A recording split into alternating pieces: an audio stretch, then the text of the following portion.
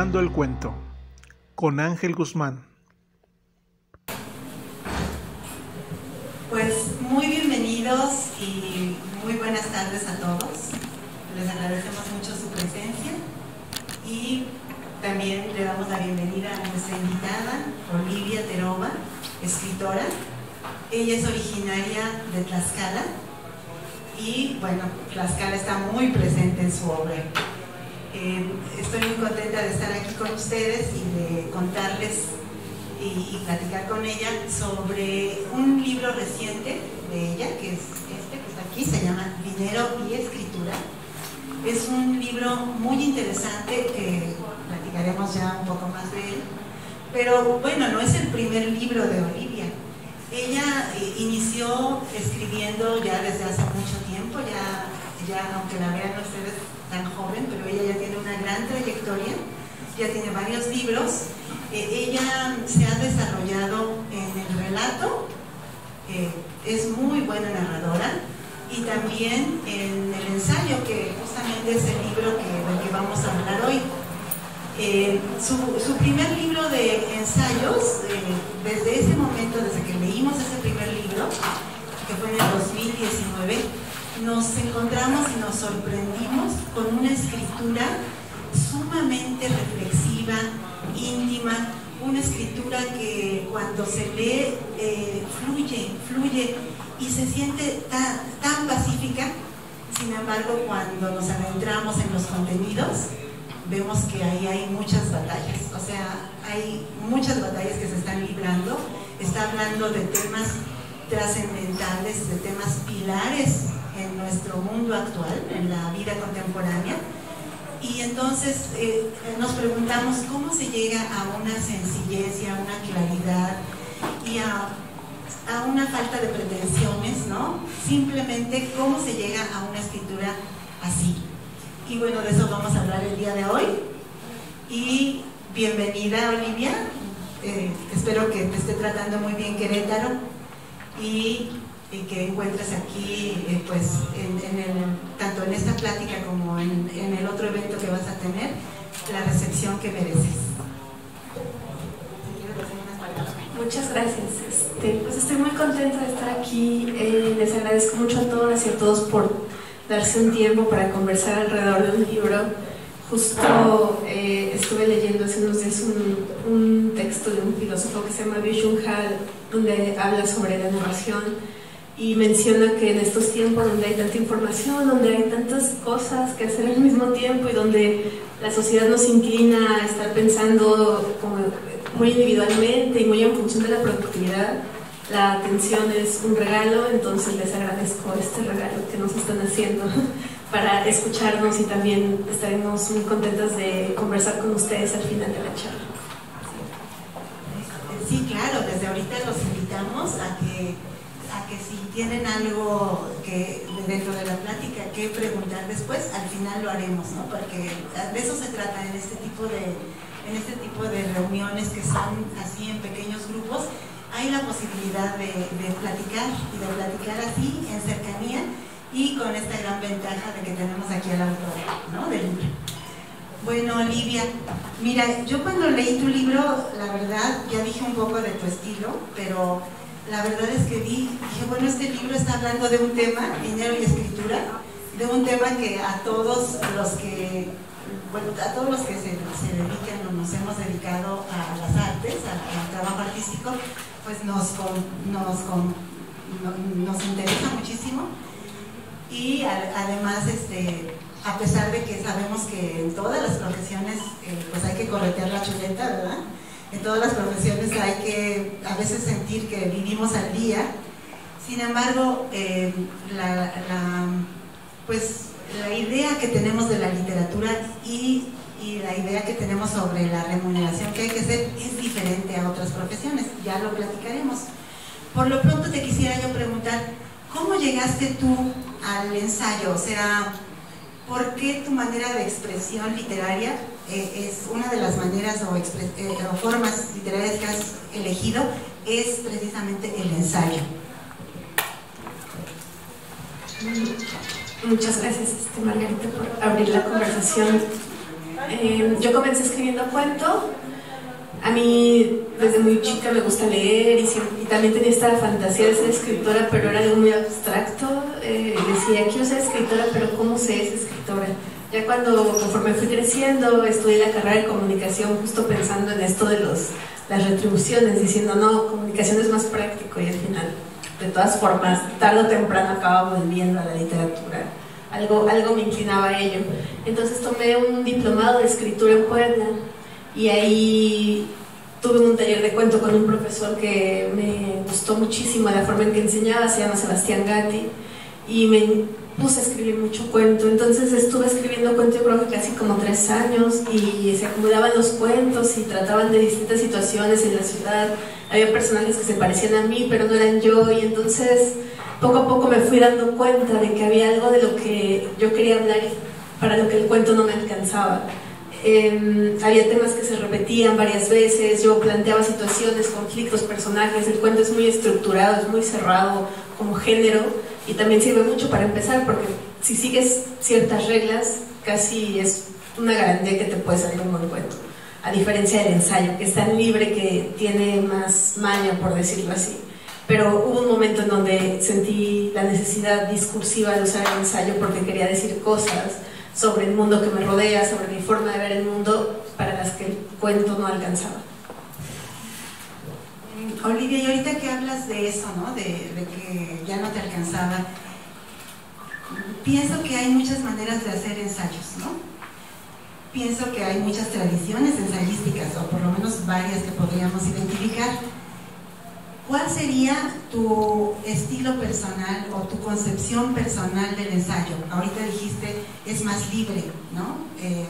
Pero ¿qué otra razón? O sea, ¿cómo ves tú el ensayo como género? ¿Qué es para ti personalmente? Porque ya sabemos que hay muchas formas, ¿no?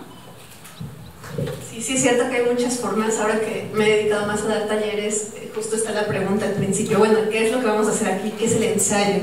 Y entonces creo que es bueno diferenciar las tradiciones, porque hay un ensayo que es mucho más monográfico, mucho más parecido a la crónica o a la columna de opinión, y el ensayo que a mí me gusta y con la tradición que yo más me identifico es un ensayo que tiene que ver con la dispersión, tiene que ver con los paseos, incluso pues toda una movida artística que llegó a ver en Europa, donde se hablaba de el paseante, que se decía en frases así como el flaneur, que estaba caminando y veía la ciudad y estaba asombrado porque la ciudad pues es algo que ocurrió con la modernidad, ¿no? Y entonces está la idea de pasear e ir descubriendo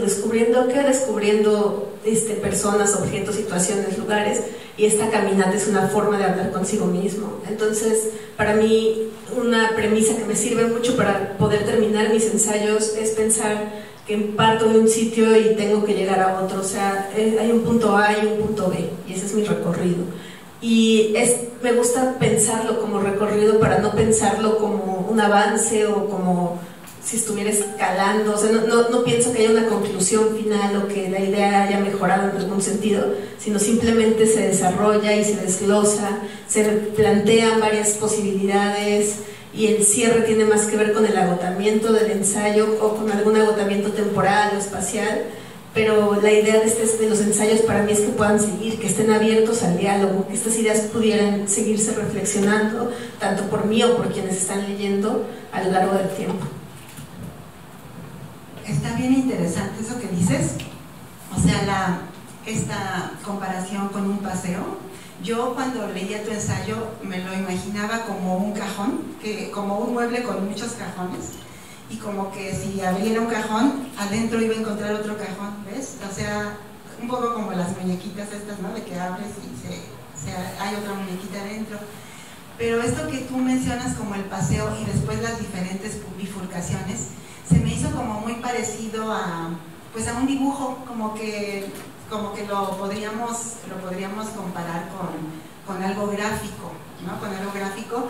Y me acordé también que tú tienes o has tenido mucha cercanía con las artes plásticas, ¿no? Porque has tenido amigos, porque has incluso convivido con esas personas. ¿Tú piensas que las artes visuales en general, las artes plásticas como las conocemos, también podrían influir en tu manera de hacer el ensayo? Yo creo que sí, es algo que yo estuve buscando mucho tiempo. De hecho, hablando de mis inicios, cuando yo escribía cuento, me interesaba mucho escribir sobre gente que pintaba, sobre procesos creativos, e incluso alguna vez dije, quisiera hacer un cuento que fuera como un cuadro, pero era muy complicado para mí imitar los procesos plásticos dentro de la palabra escrita, y entonces creo que también es algo que he logrado mejor en el ensayo, al menos mejor para mí, porque justo las artes visuales tienen, pues de entrada, bastantes ramas, bastantes ramificaciones, y se piensa mucho en los procesos también, se piensa mucho en cómo llegaste a esta idea, o qué es lo que estás mostrando y qué simboliza, qué implica dentro de su contexto. Creo que también la forma de pensar la obra de arte sí está un poco involucrada también en estos textos. Sí, eso me pareció. Y bueno, me gustaría ya empezar con el libro, ¿no? Vamos a decir ya con dinero y escritura, porque es un libro que tiene muchos temas, pero bueno, espero poder hablar de algunos de ellos, lo que el tiempo nos permita.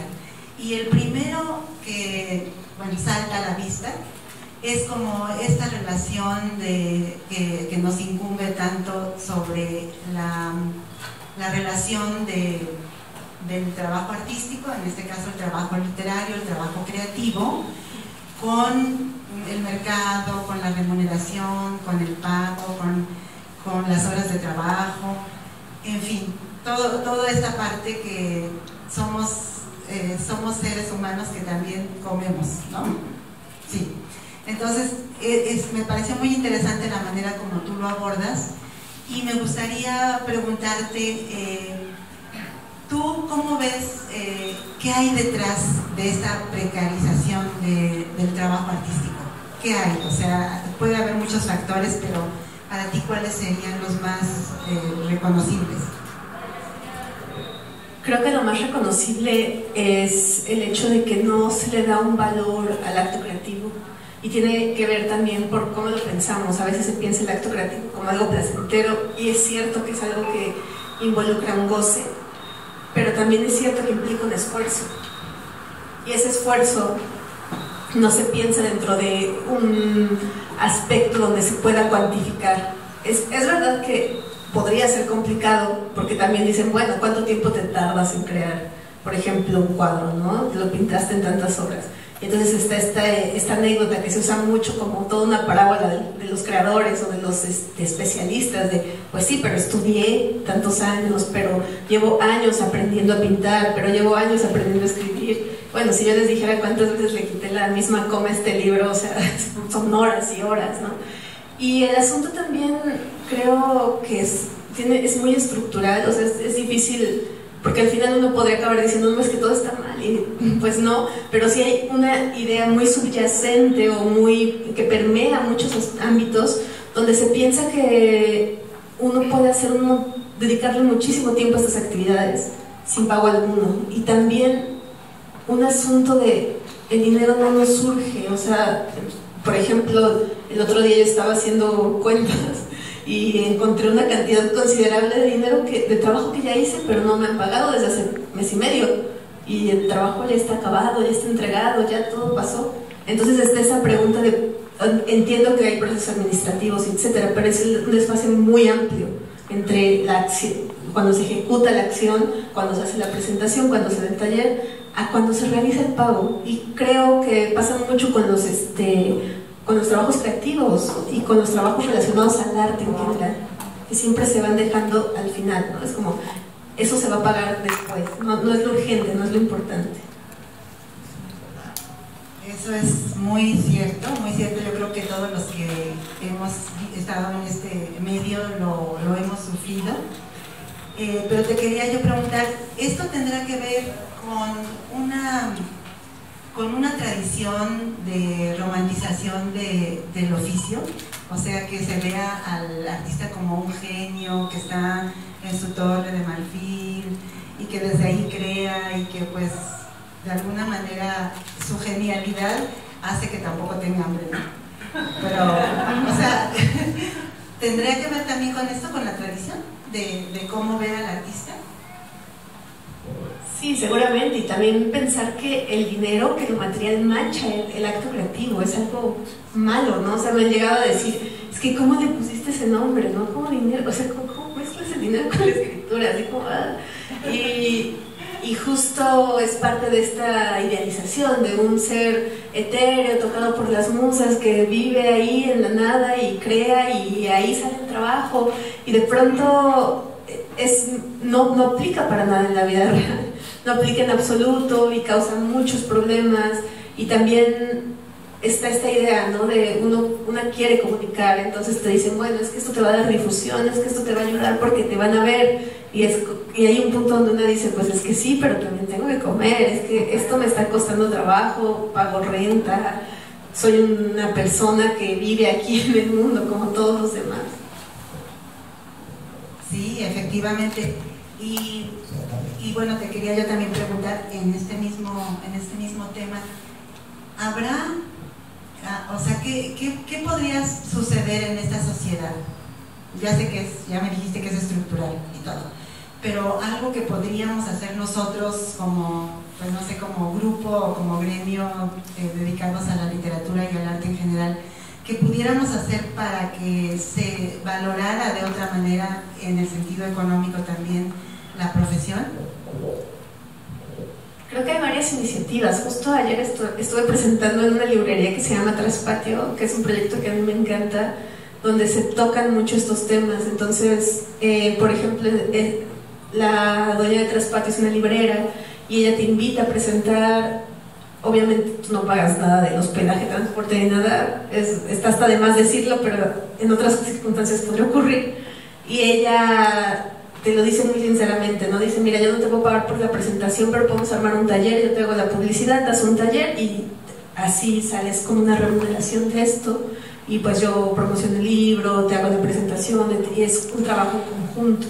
Ella misma ha hecho varias iniciativas, hizo un festival en línea que se llamaba Agua Viva, donde había varias escritoras y creadoras de varias disciplinas. Entonces lo que hacían eran hacer talleres virtuales para mucha gente y cada quien pagaba una inscripción y se podía entrar a 20 talleres. Ese tipo de actos y de organización gremial creo que funciona muy bien.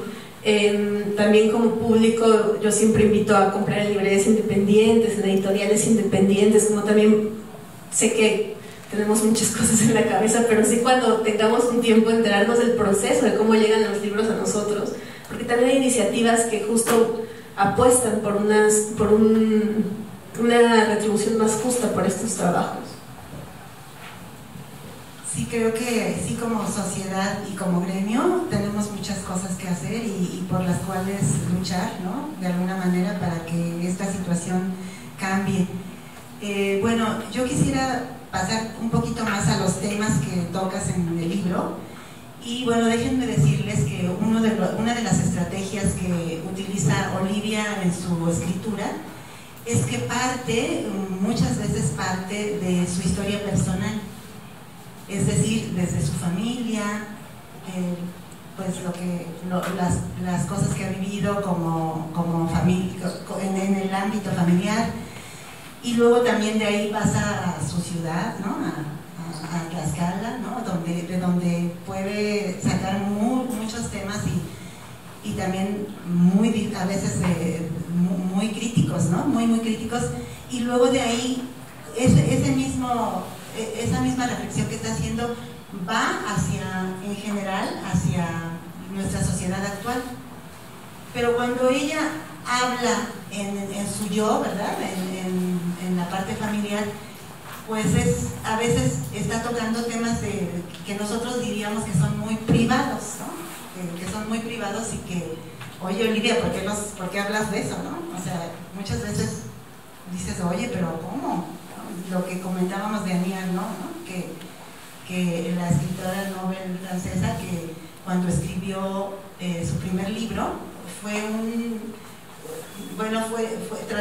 era autobiográfico, aunque ella lo encubría con otro nombre, pero hablaba de sus padres, y a la gente lo que más criticó no fue que ella en la primera parte hablara del aborto, de un aborto que ella había tenido, sino lo que más le molestó a la gente, a la sociedad en general, fue que hablara de sus padres y que dijera cosas de su casa, de su forma de vida, y que de algún modo dejara a sus padres como para la gente en general, como que los estuviera criticando o diciendo cosas que no debía decir, porque hay como este criterio de respeto, no de intimidad.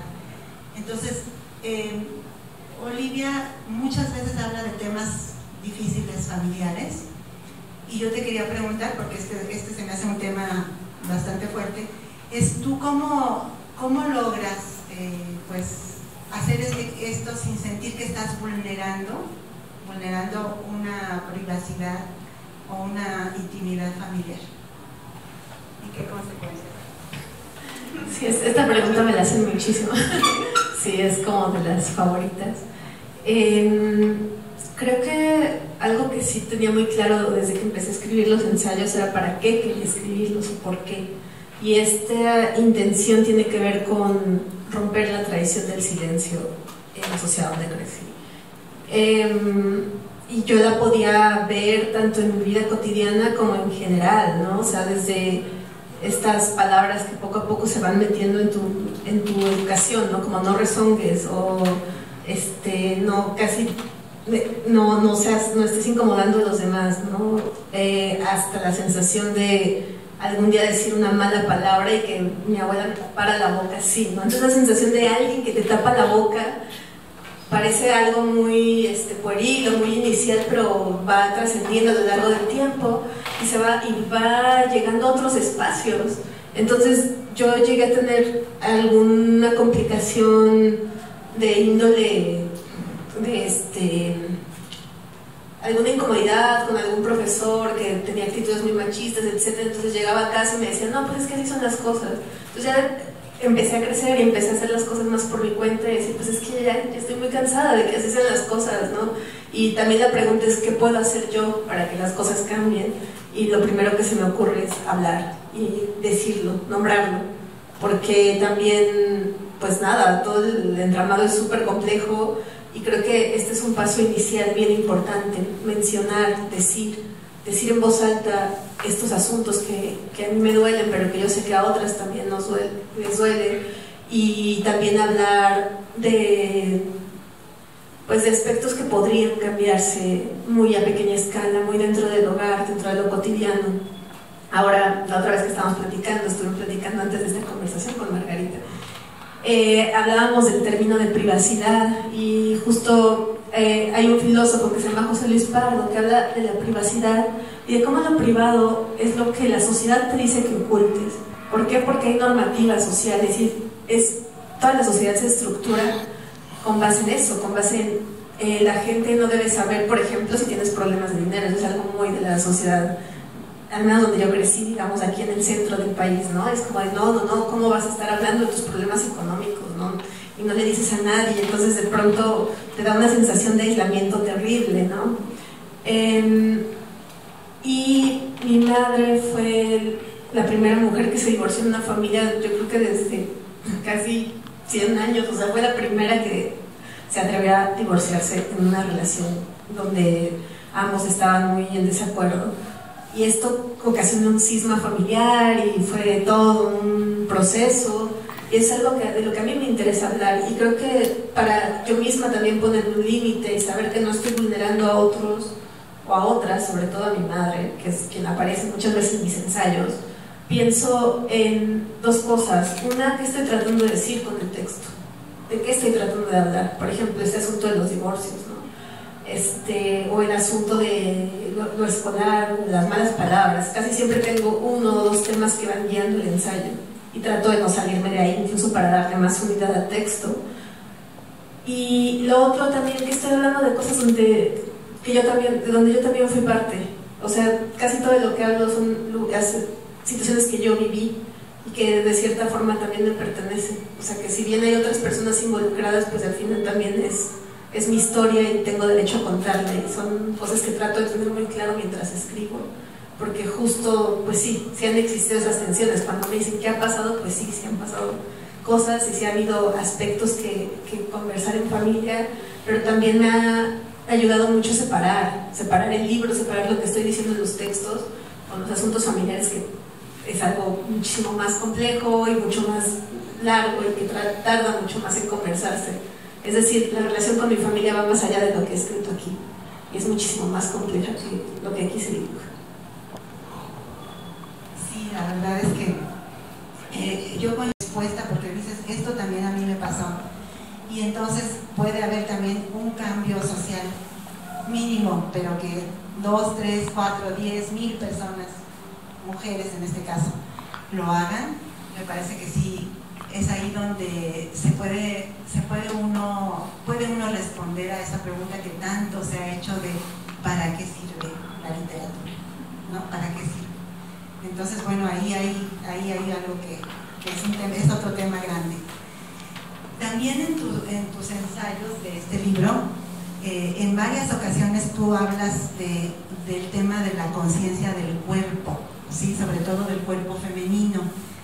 Esto es parte de lo del silencio del que hablabas, ¿no? Porque siempre en la educación tradicional esto no era posible hablarlo, ¿no? O sea, incluso una mamá a su hija no le decía o no platicaba con ella ampliamente sobre, por ejemplo, sobre sexo, ¿no?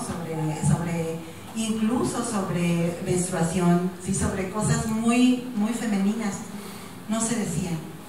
Y el cuerpo de la mujer, entonces tú en tus ensayos lo concientizas, o sea, dices, este es mi cuerpo, y hablas del dolor, hablas de la enfermedad, tu cuerpo como ente físico, pero también tu cuerpo hacia afuera, o sea, cómo el cuerpo femenino ha sido también objeto de imposiciones externas, generalmente patriarcales. Entonces me gustaría mucho que ampliaras algo sobre este tema, o sea, cómo llegas a partir de, claro, de tu historia personal, pero también a partir de las teorías feministas que tú también has leído y has conocido. En realidad, el primer libro de ensayos que hice, cuando lo escribí no había leído tanto de feminismo, pero sí hablaba mucho de cómo es crecer siendo mujer en México. Entonces me fui acercando a más lecturas, me fui acercando a varias perspectivas y me di cuenta de que la teoría es bien difícil de aplicar incluso a una misma. O sea, este asunto de lo mejor para nosotras es aceptarnos y aceptar y querer nuestro cuerpo es un proceso que puede tardar bastante por toda la educación que ya se tiene y que está ahí. Y no hay como sería muy fácil solo decir, bueno, ya me voy a olvidar de todo esto y me voy a sentir bien. Y algo que hago mucho es ir analizando mi día a día, ir analizando cómo me siento, lo que me incomoda. Hablo constantemente de lo que me incomoda en estos textos, de lo que me centro mucho en este tipo de emociones también, el enojo, en la frustración, y de pronto me he dado cuenta de que hay aspectos muy básicos del feminismo que todavía me cuesta mucho asimilar, y uno de esos es la aceptación del cuerpo.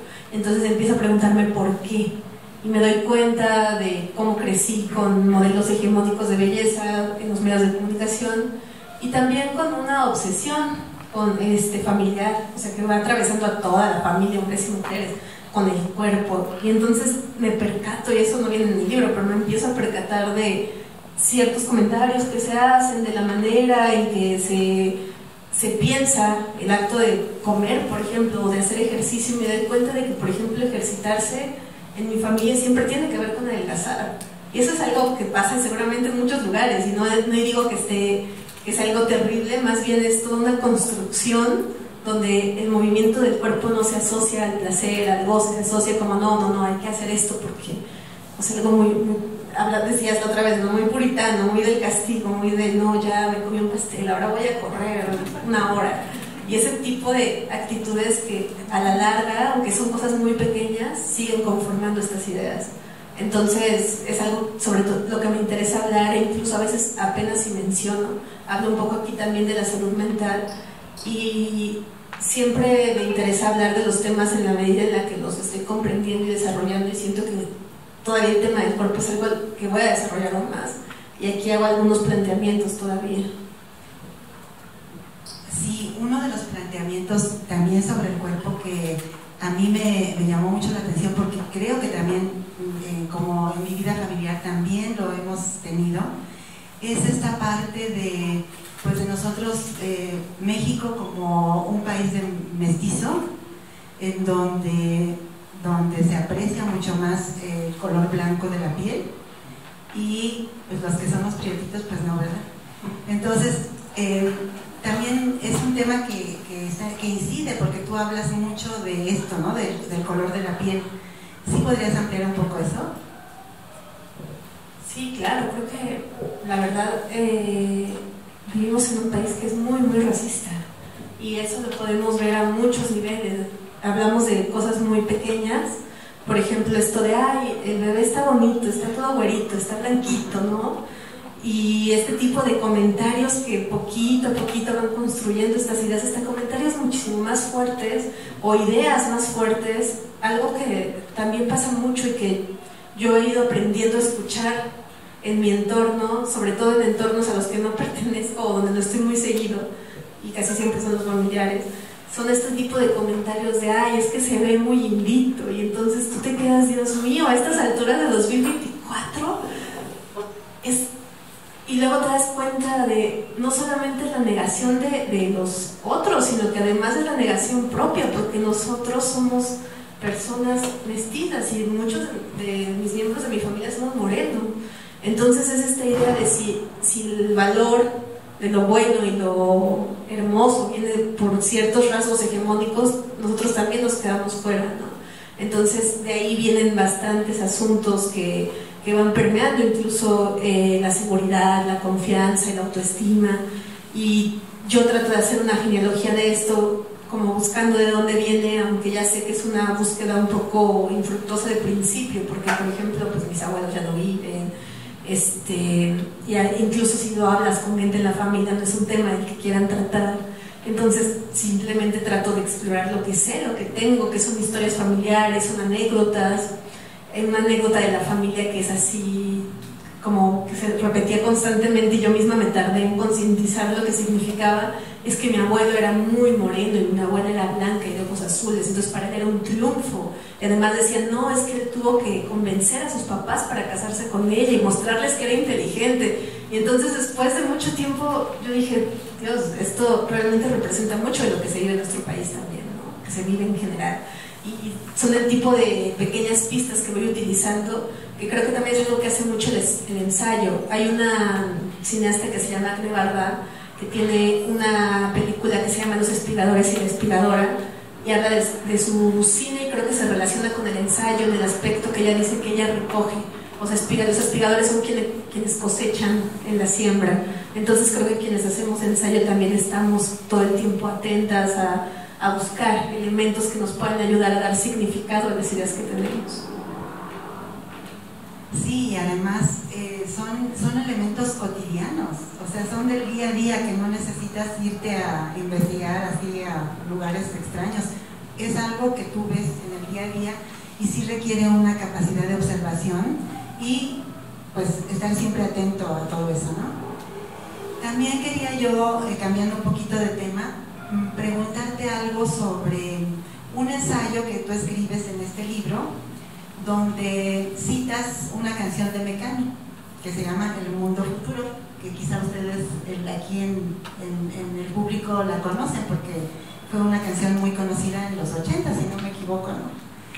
Y bueno, esto tú lo vas combinando, mientras así como que lo tenemos música de fondo, tú vas combinando esto con tus reflexiones sobre este mundo que estamos viendo catastrófico, en donde sentimos que ya la destrucción ecológica es terrible, donde hay muchas guerras, donde las migraciones se repiten y se convierten en exilios, y bueno, todo esto que nos pinta un panorama muy negro en nuestro futuro, distópico totalmente, y que además se crece con todas las historias que oímos a nuestro alrededor, series de televisión, películas que todos hablan del fin del mundo, ¿no?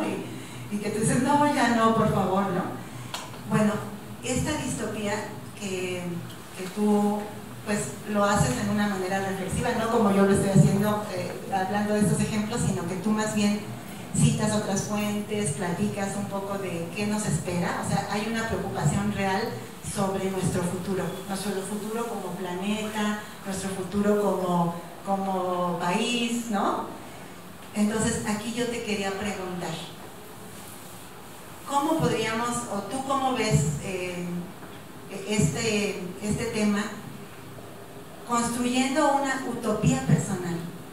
O sea, tú, no queremos distopías, sino que tú, ¿cómo construirías una utopía personal? ¿Qué podemos hacer? ¿Qué debemos esperar? La verdad es que tus libros, unos libros anteriores, uno se llamó Un lugar seguro, y ya con eso nos está diciendo, estoy buscando un lugar donde estar, un lugar que sea seguro, un lugar donde no me pase nada. Y otro se llamó, un hermoso título, Pequeñas manifestaciones de luz. Precioso.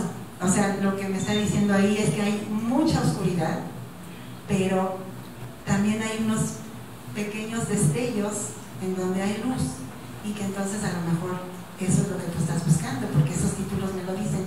¿Cuál es esa utopía personal tuya, ese lugar donde podemos llegar y estar seguros? Bueno, creo que tiene que ver con el arte. De hecho, el título de Pequeñas manifestaciones, estuve buscando etimologías, que es lo que hago cuando no sé qué título ponerle algo, y manifestación tiene que ver con las manos, tiene que ver con hacer, ¿no? Con hacer aparecer.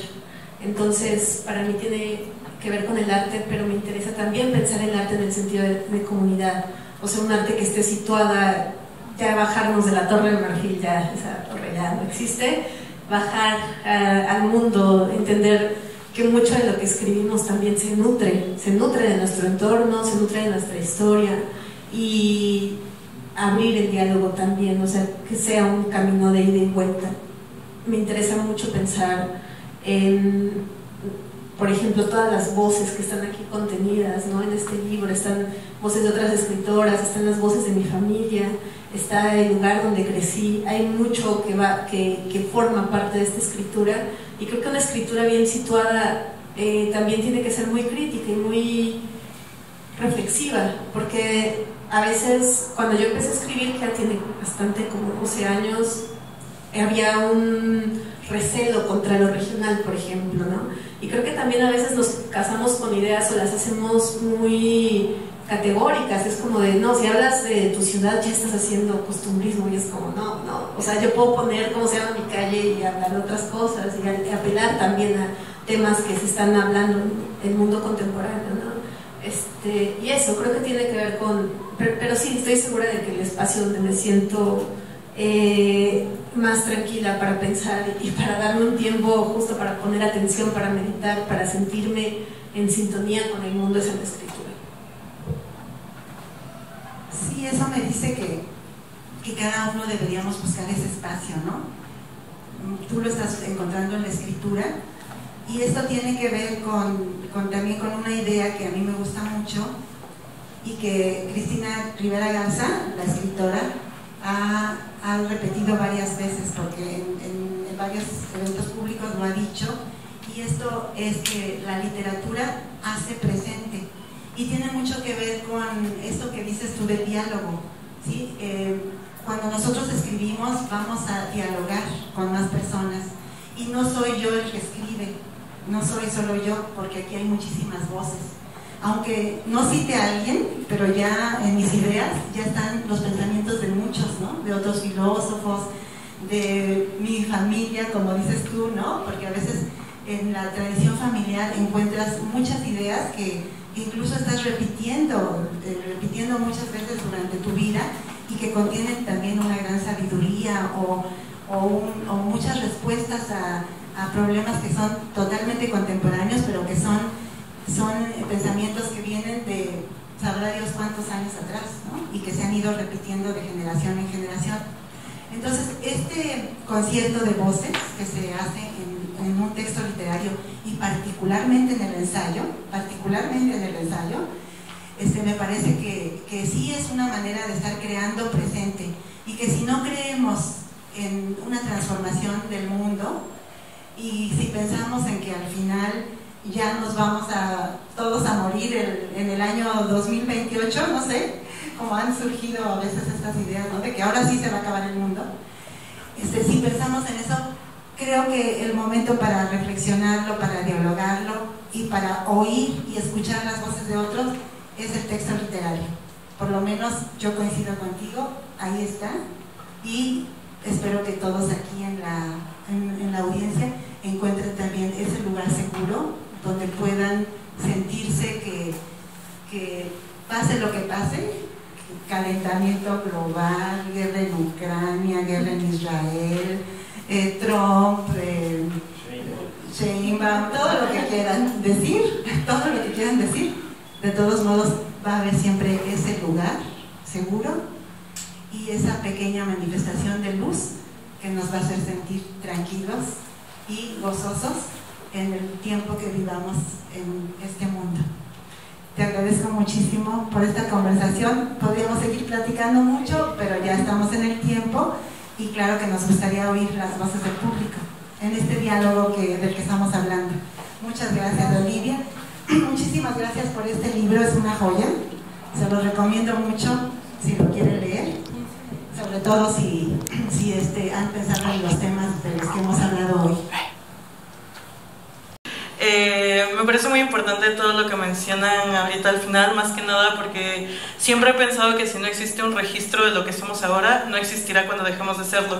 Entonces el escribir a partir de la experiencia propia y de la experiencia colectiva me parece un acto muy potente justamente para poder tener este registro de lo que somos, de lo que fuimos y de lo que esperamos, ¿no? Como de esta utopía colectiva, de estas imaginarias radicales, ¿no?, que nos permiten como ver un mundo más allá o crear como nuevos mundos. Siempre he pensado que la escritura nos da pues el acceso a tener nuevas formas de ver o el acceso a que nuevos mundos son posibles. Lo que escuché me hizo pensar mucho en un autor chileno que dice que mientras el mundo pide resoluciones, mi mundo solo quiere jugar, ¿no? Y que el mundo siempre está dividido en dos, en los que somos y en los que no, algo así. Entonces eso. Muchas gracias, se me hace muy chido que te hayan resonado algunas de las ideas que trajimos aquí, y me gusta también esta frase que dijiste de, claro, a veces creo que también estamos en una sociedad muy apresurada y siempre queremos soluciones y recetas mágicas y 10 pasos para alcanzar la felicidad, y realmente se nos olvida pararnos un poco y fijarnos en el camino, que también es algo muy disfrutable, ir lento. Muchas gracias. Pero me siento peor si no escribo. Le preguntaron a Guillermo Arriaga hace un año en el festival en Cadereyta, ¿por qué escribe? Y contestó más o menos palabras más, palabras menos. ¿Esto cómo, güey? ¿De aquí cómo? Mi pregunta es, ¿tú ya vives de la escritura? No, en absoluto. Vivo de dar talleres, que es algo muy cercano y es lo que he encontrado que me gusta más en relación a él. Y también me he estado preguntando, no, creo que en este momento no es tan fácil, o sea, al menos dentro del ámbito literario, vivir solamente de escribir. O sea, creo que es algo que también va cambiando a lo largo del tiempo.